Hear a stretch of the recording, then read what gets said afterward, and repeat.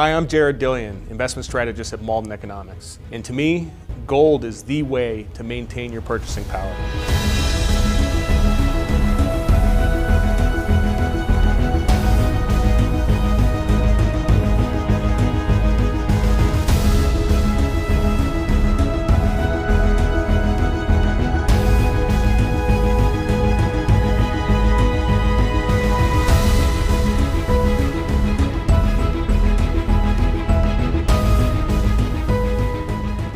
Jared Dillian, thanks so much for joining me. Thank you. So why don't you lead me through your background, how you got started in finance? You've led really what you would consider to be a really fascinating life up till this point. How did you get started in finance, and how has it led you to what you're doing today? Well, I used to be in the military. I used to be in the Coast Guard. And how I got interested in finance was I was going out to sea, and we would do a port call in San Diego or something like that. And one of the guys that I was on the ship with, the first thing he would do is go out and get a newspaper. And he would bring it back to the ship, and he'd stare at the newspaper. And I was like, man, what are you doing with this newspaper? He says, I'm looking at my mutual funds. I said, what's a mutual fund? I didn't even know. I was 22, I guess. And I was a little jealous that this guy had this thing that he had to check up on. And I had nothing. I had money in a bank account. So that's when I started to learn. And I was living in a very rural town in Washington State, and there was a used bookstore. And I started reading old finance books, Random Walk Down Wall Street, and I think I read one of the Bogle books on mutual funds and stuff. And I started getting Money Magazine. And but it just turned into an obsession. I just read about it all the time, and that's when I decided I was going to get out of the Coast Guard, go to business school, and get a job as a trader. I didn't even really know what a trader did, but it sounded cool, so that's what I was going to do. So it strikes me that if you started with the Coast Guard, I'm going to assume you were brought up with this mentality that you were looking for some sort of job security long term, and then you all of a sudden you move into finance. Is that the right way to describe your personality? No, that's a pretty good description, because if you go back to my high school yearbook page, there's a quote under my picture that says like my goal. My goal was to like work for 20 years and retire, and that was like at age 18. Like that was my goal, and working for the government, you sort of it's not easy being in an organization where everybody pretty much gets the same pay, the same promotions, the same awards. I mean, there's very subtle differences. Even one guy gets a medal versus this guy, but there's no way to distinguish yourself. And after a couple years of this, I found this distasteful, and I wanted to work in the private sector. I wanted to work in an organization where you could, succeed. So you leave the Coast Guard, you get involved in finance, and eventually you find yourself working at Lehman Brothers, running the ETF desk there. Describe what that experience was like. I was pretty young. When I started at Lehman, I was 27. And when I started running the ETF desk, I was 30.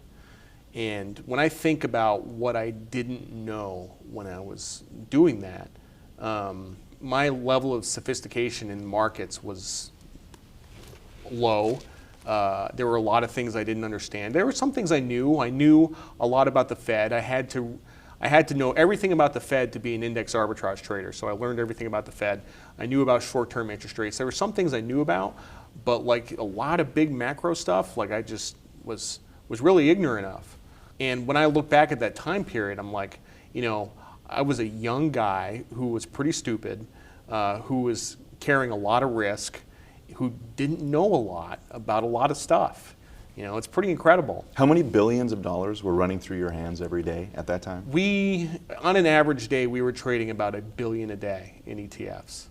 That was an average day. So when you look back at that now, a decade and a half later, you're shocked at this kind of dough running through your hands, and yet, as you say, you weren't maybe that sophisticated. Or that old. I mean, to give somebody that young that kind of responsibility, it's pretty amazing.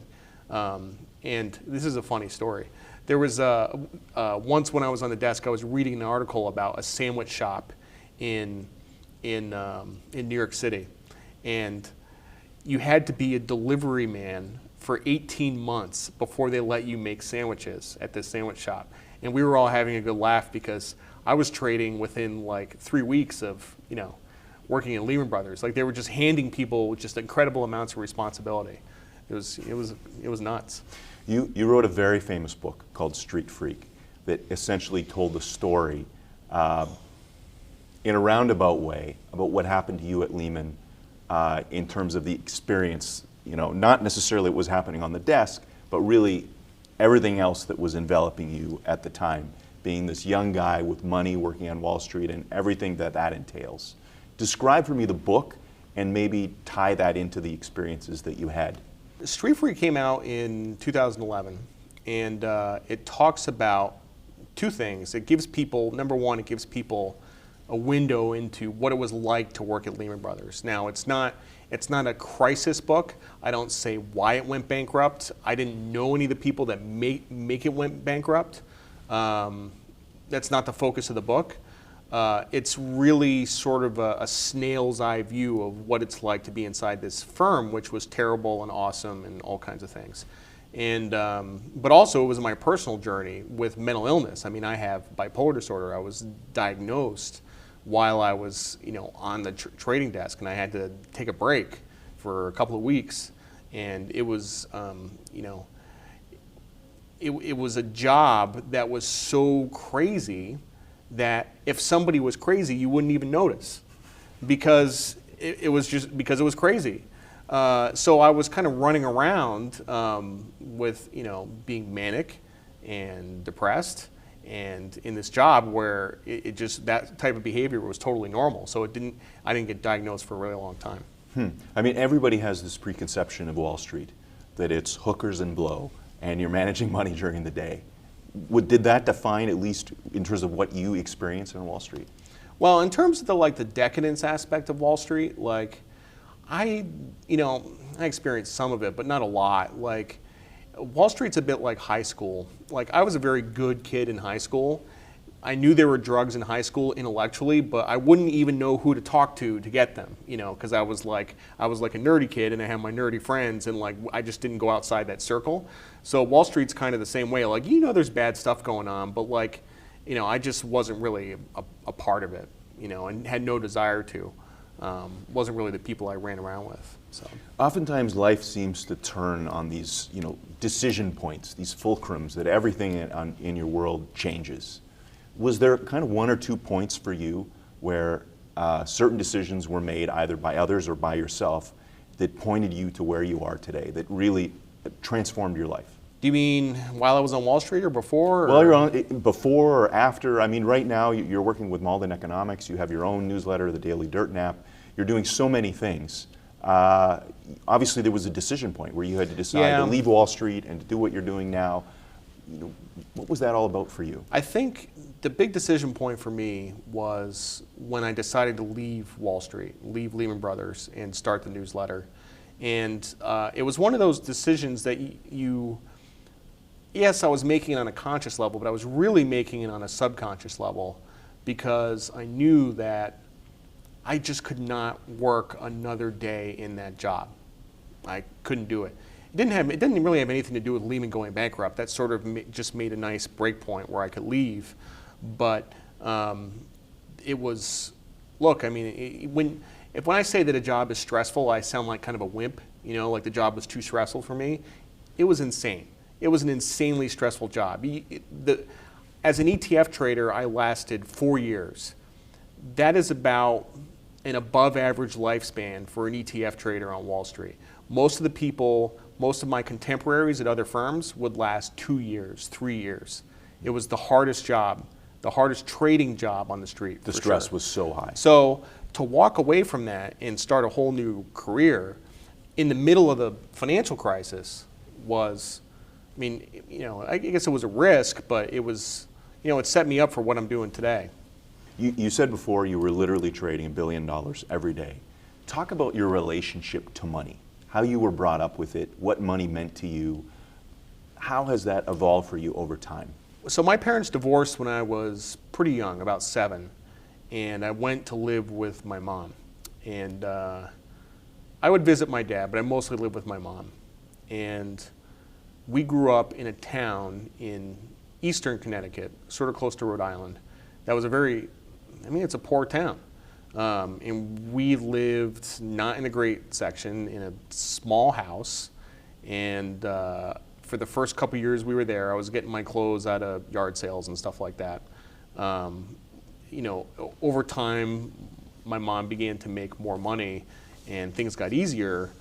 But, it's also like the New England thing, like, people from New England are notoriously cheap. So, I just kind of grew up that way. And then I show up on Wall Street and people have $1,500 suits and they're spending $40 on lunch.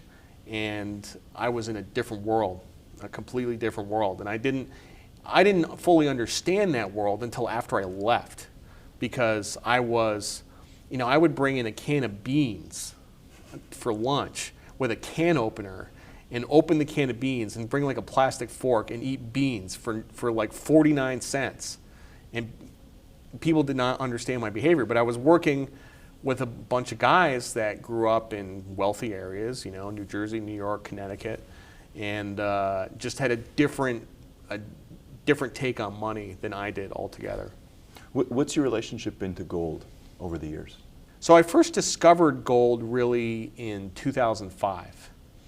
And the reason I discovered it was because they were launching the gold ETF, GLD. That was back in 2005. And I met with some guys from State Street, and it was a cool idea, this way to securitize gold, but I didn't know anything about gold. I'm like, well, who wants gold? Like, why would you want that? I had read a little bit about gold. I read, Greenspan's Gold and Economic Freedom essay, but I didn't understand it or internalize it. So I started to do some more work on it, and I started to get bullish on it, because this was around 2005. If you remember, George W. Bush was president, and where he beat John Kerry in the 2004 election, the country started to take a left turn. And going into the midterms, the midterms were like a landslide for the Democrats. And I started just hearing the way that people were talking about, expanding government and running bigger deficits. And Bush was not really like a fiscal conservative. He was a little bit. But I started getting bullish on gold. I'm like, I should own some of this stuff. And so I did. And those initial purchases were in the $500 or $600 area. And and then as we got into the financial crisis, then I made my holdings much, much larger. Did you ever, or do you view gold as being money? How do you see that relationship? So gold to me is a way to maintain your purchasing power over time. For example, I have this suit, okay? It's an ounce of gold will buy you a nice suit. An ounce of gold will buy you a nice suit today. It bought you a nice suit 20 years ago. It bought you a nice suit 200 years ago. Over time, a nice suit has cost 1 ounce of gold. A car costs about 20 ounces of gold. 100 years ago, the first cars cost about 20 ounces of gold. So dollars have depreciated over time. Pretty much any fiat currency has. So when I look at gold, I don't look at gold as like I'm going to buy it, it's going to go up, and I'm going to get rich. It's actually not a trade. It's the furthest thing from a trade. It's a way to maintain your purchasing power over time. Now, sometimes gold looks dumb because fiat currencies do okay, because governments run responsible fiscal and monetary policies. But other times they run irresponsible fiscal and monetary policies. And gold goes up a lot in dollar terms or euro terms or whatever currency you're talking about. And so it's kind of hard to predict what governments are going to do. So the smart thing is to just hold some all the time. It's really an all-weather investment. You really view gold as a way to protect your purchasing power. Yeah. we're seeing the signs that inflation is creeping up. We've seen an inflation in various asset classes around the world. Given what's happening with that, where does gold fit in today's world? So central banks over time supposedly fight inflation, right? And what they really care about is CPI, consumer price inflation, the cost of goods and services, basically. So central banks, today say there's no inflation, but there's no inflation of like toys or TVs or haircuts, but there is inflation of houses and Amazon stock and treasury bonds and lots of financial assets. So financial assets and real estate has had a lot of inflation, but when central banks look around, they say, well, that doesn't count as inflation. And the reason that there's inflation in the prices of those financial assets is because of ultra loose monetary policy, keeping real interest rates at negative levels for very long periods of time. And I would call that irresponsible central banking. And we're dealing with it today still. The Fed is behind the curve. They have not yet normalized interest rates or monetary policy. Gold still has a massive role in today's financial markets, just for that reason. And there's no sign that at least developed world central banks are really learning from this experience. They're actually kind of getting worse. Given that you see that the world's getting worse, what do you think the market looks like for gold going forward then, in general terms?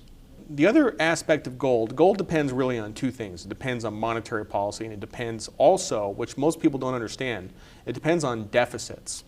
And the reason it depends on deficits is because if a deficit gets really, really large, then it increases the likelihood that the executive branch will ask the central bank to monetize the deficit. It's happened many times before in history. And that's really what gold fears. So when deficits get really, really big, then that's good for gold, but obviously bad. So when I hear about things like big infrastructure plans, or big defense budgets, or generous healthcare plans, Alan Greenspan in particular, think of him what you will, but he was laser beam focused on the size of the deficit. I don't know if you remember, but the first Bush tax cuts in 2001, he opposed. He actually opposed the tax cuts because they would have increased the deficit. Alan Greenspan understood the relationship between deficits and gold. So monetary policy and deficits. Okay, so we have some countries, like Canada, for instance, that their central bank decided to get rid of all of their gold. Some people say gold is an ancient relic. It just has no bearing in today's world. And obviously some of the world's top central bankers think this way. Are they wrong? Yeah, that's pretty wrong. Canada, the funny thing about Canada is that Canada has lots of gold underground. They just don't have any at the central bank. So the U.S. has Fort Knox, and they have I don't know how many millions of ounces of gold. But theoretically, the U.S. could go back to a gold standard. We could back every dollar in circulation with gold. All you would have to do is revalue it at a much higher price. So it would be about $10,000 an ounce. But then we would actually be on a gold standard. Other countries don't have the ability to do that. If you look at what's been going on in Switzerland, they've been selling gold off the balance sheet and buying all kinds of crazy assets the S&B has. And the Swiss franc used to be a store of value, much like gold. You would buy the Swiss franc was as good as gold, and you can't say that anymore. They have an insane central bank. Yeah, I think that it's unlikely we'll ever return to a gold standard. But I think as a central bank, you do want gold as an asset on your balance sheet to provide some backing, physical backing for your currency. So what would you advise investors then on how best to play the gold market today? I'll tell you what I do. I have trading gold and investment gold. Now, trading gold could be something that's listed on an exchange, an ETF, whether it's one that's based on unallocated gold or allocated gold or anything like that, but something that's liquid that you can trade. You can have trading gold, but then you have gold that's investment gold, which you just hold forever, and that most often is physical, or both. So how much should you have? Well, I think in 2011 people got a little carried away. They probably had more than they should, but I think as a general rule, 10 to 15% is probably a pretty good guideline. It's enough that if we elect Bernie Sanders, you'll be happy you have it, but it's not so much that if we actually have good governance, it's not too much of a drag on your portfolio. You remember, gold is not a trade that's ever going to make you happy. If it does make you happy, you will also be sad, right? If gold goes up, it's because we elected Bernie Sanders, and you will be sad. So when it works, you're not going to be happy it works. I hate to say it, it's a hedge. It's an insurance policy. You just do it. Well, Jared Dillian, thank you so much for your time. Thanks.